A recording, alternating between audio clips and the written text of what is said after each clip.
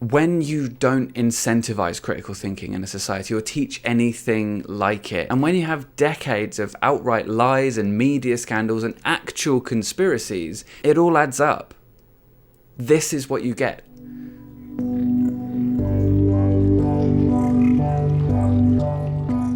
Too often conspiracy theorists get treated like they're out of their minds, but usually, even though what they believe is indefensible, the reason that they believe it, where that belief is coming from, is usually a lot more reasonable than most of us want to acknowledge. And usually it's the life experience of the conspiracy theorist that's sort of generating this emotional charge that's making this belief as fervent as it is. I think to overlook this is to overlook the larger factors at play in why anyone believes in conspiracy theories in the first place.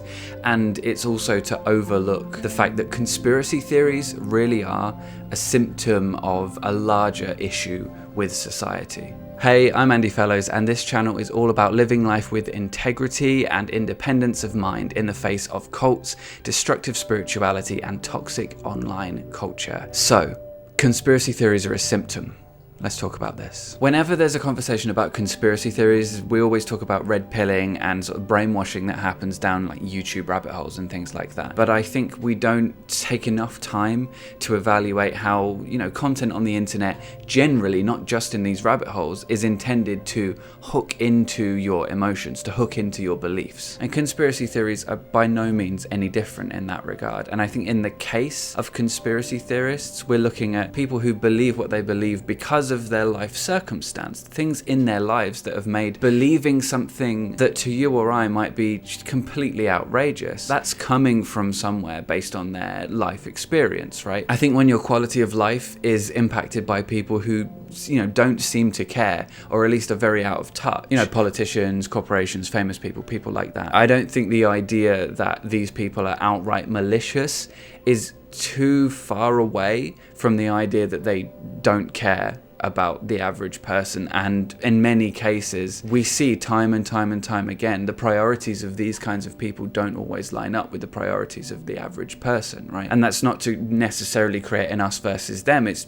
merely to state, I think, the obvious at this point. What we have in common with, politicians and famous people in general, corporations and stuff, doesn't tend to be an interest in our quality of life and our well-being day to day, And that being the case, a few hours down a YouTube rabbit hole, the idea that these people are outright malicious, energy vampires, child trafficking, and part of some evil cabal, that's just not unreasonable to think that someone would go from one to the next. Of course, the big thing here is critical thinking, and I think that is the thing that makes the difference a lot of times. And no conversation about critical thinking and its lack of prevalence in our society is really complete without having a conversation about how schools don't encourage that, they don't teach that. Oftentimes people that go to, the average working class person go into a school, you're not taught to think for yourself, you're taught to be a good employee, you're taught sort of docility, to sort of go along with how things are, memorize the answers that you're supposed to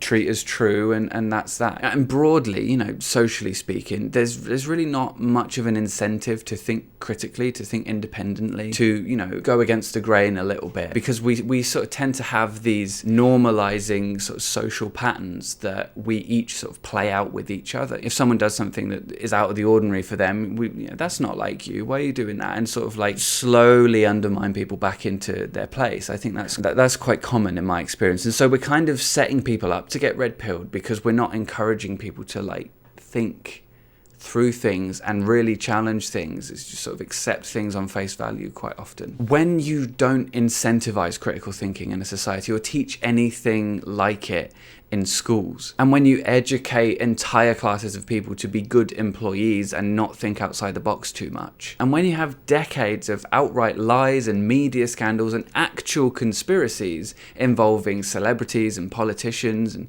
corporations and things like that, it all adds up. This is what you get.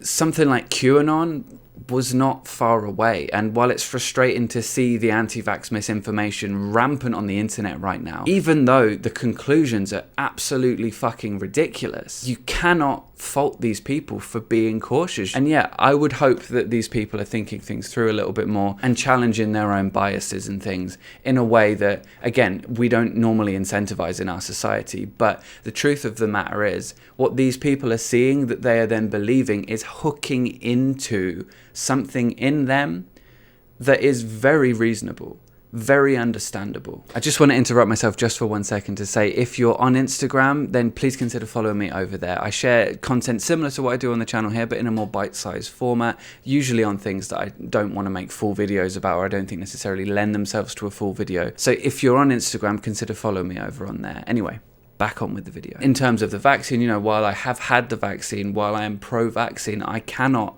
blame these people for being wary, especially when there's a precedent for pharmaceutical companies who sort of go out and genuinely say our product is the best and it's going to solve all these problems, while they know it's ruining lives. But I mean, what do we expect when our predominant neoliberal mode of capitalism is encouraging people to behave in this selfish, cutthroat way, in this sort of clambering over each other to make as much money as possible way? What I think it comes down to is this: if our way of dealing with conspiracy theories or speaking with people who believe in conspiracy theories is to shout them down, to ridicule them, to call them stupid, I don't think we're going to accomplish very much. If we stand any chance at repairing this epistemic fracture, we're going to have to reach down inside of ourselves and find some kindness, some respect, and some compassion. To consider the broader implications of decades of sleight of hand, disinformation, and hysterical sensationalism in politics and in the media. To consider school systems that educate their pupils on what to think, but not how to think. Who train them to be good, docile employees, complicit in a status quo that leaves them disillusioned, disempowered, and floundering when crisis strikes. To consider the terrifying uncertainty of life with or without blundering incompetence and out-of-touch neoliberals driving our civilization into the ground. To consider how atomized and alienated we each are from each other, now in the time of this pandemic more than ever.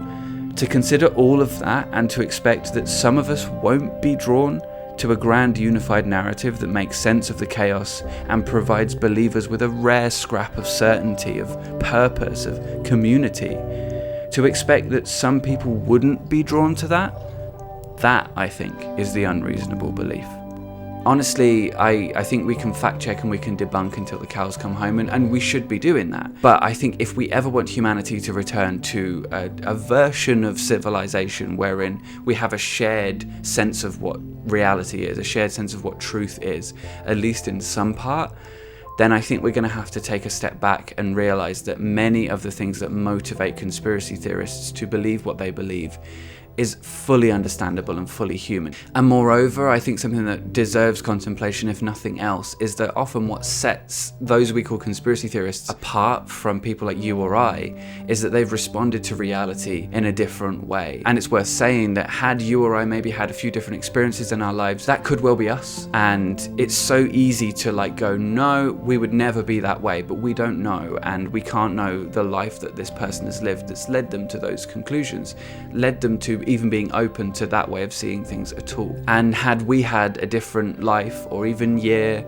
week, month, then that could well be us. And if it were me, I would hope that the people around me who are recognizing that I've gone to, a dark and maybe indefensible place, I would hope that those people would be able to find kindness and compassion and respect for me, aside from that difference in our beliefs, so that they could help me gradually, gently come back to a shared sense of reality, It's times like this that I remember this quote from Jack Cornfield that's one of my favorites. Life is so hard, how can we be anything but kind?